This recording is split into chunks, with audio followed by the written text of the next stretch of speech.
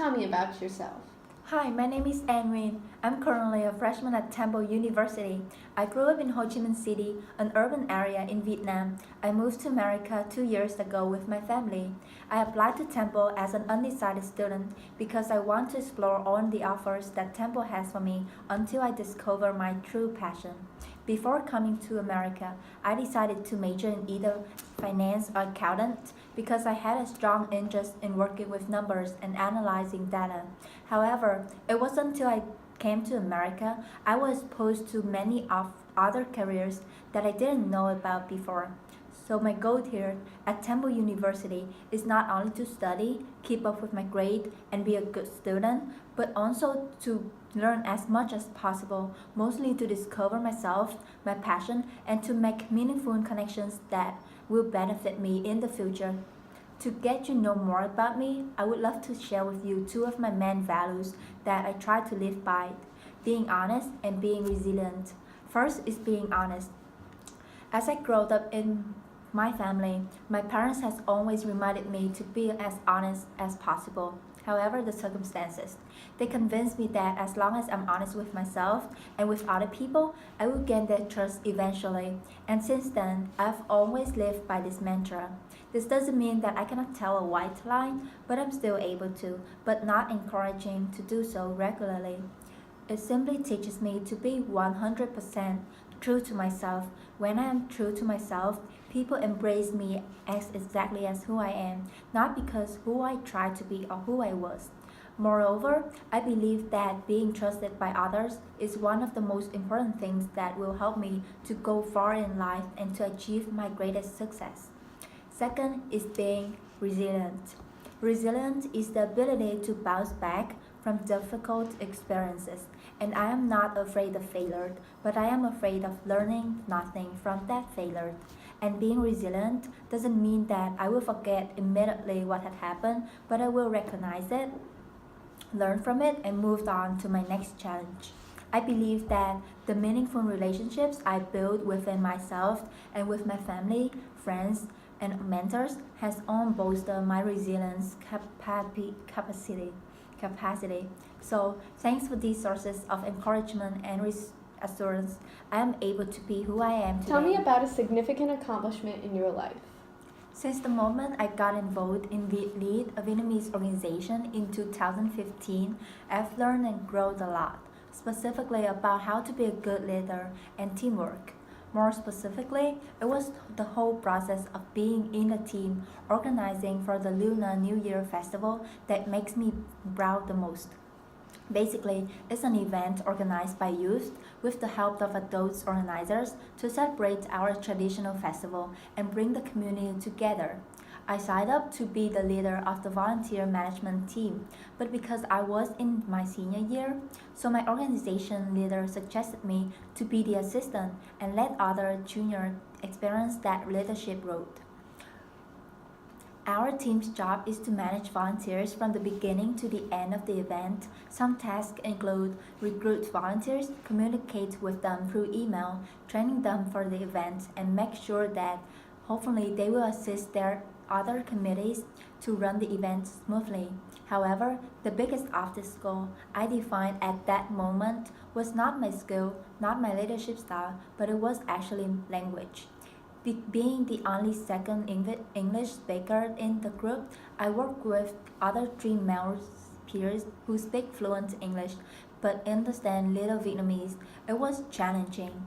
My confidence started to shrink in the first few meetings because I basically didn't even have enough courage to speak up my thoughts and ideas to contribute or to complete my role as an assistant leader. At that moment, I knew that it didn't feel right to just be there and listen and let others view me as inactive.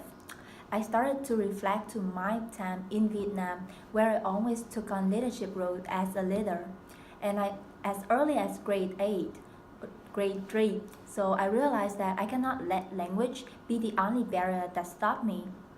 The moment of realization of being woke has significantly changed the whole situation. The way I view myself in my team, the It changed the way I interact with my team member, like not only in that particular team, but beyond that. So gradually, I started to regain my confidence back, speak up my thoughts and ideas, started to communicate with my team members, and getting to know each team member more and have fun during the process. Overall, it was a great accomplishment for us. We recruited 55 volunteers, and they were all helpful in assisting other committees to serve about 300 people within 5 hours.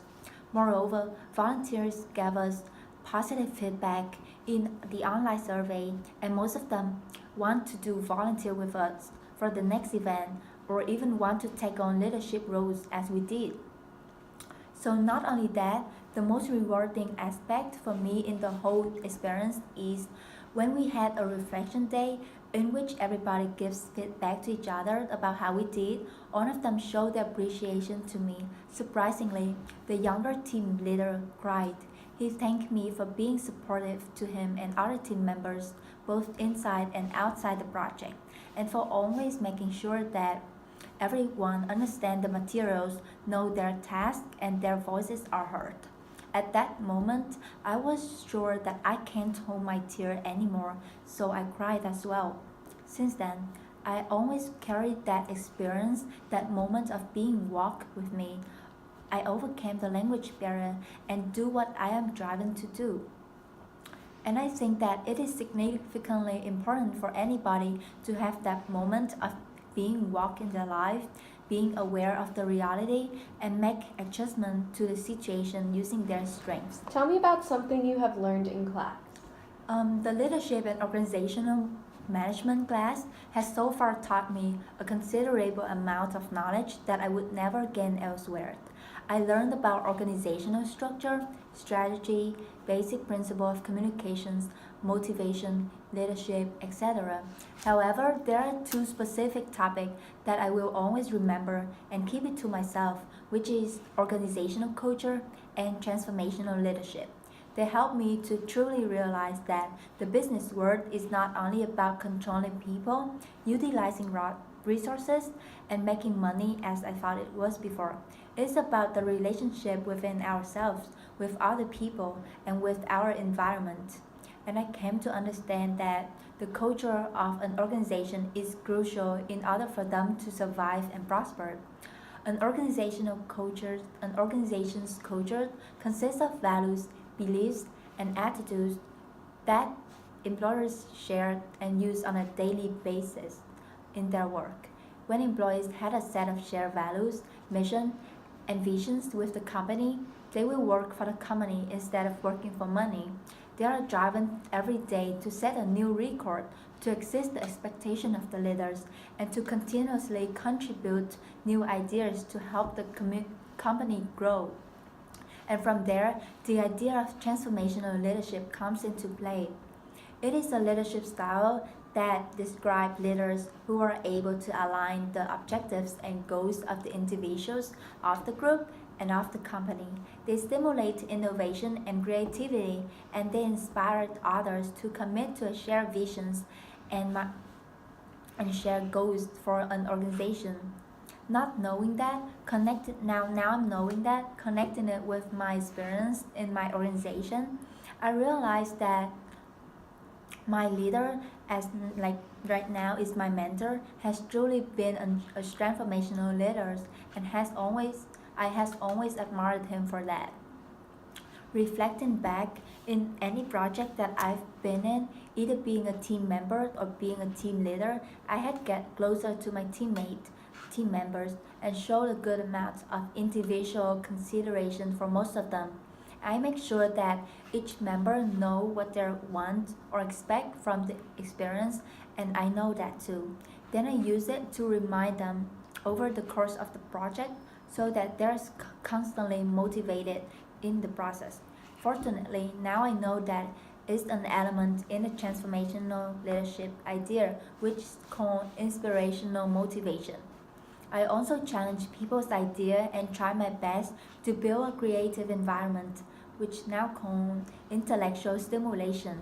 That being said, I have already practiced being a transformational leader in my past experience without recognizing it until now. I've showed individual consideration, inspirational motivation, intellectual stimulation, but not yet being an idealized influence. Now, knowing the whole idea of transformational leadership, I will definitely continue to improve my leadership skills as much as possible using the knowledge that I've learned. So, I'm glad that this class has given me many basic knowledge and great example stories that serve as a solid foundation for me in my future. So after all, the two concepts of organizational culture and transformational leadership is both valuable things that I've learned in this class.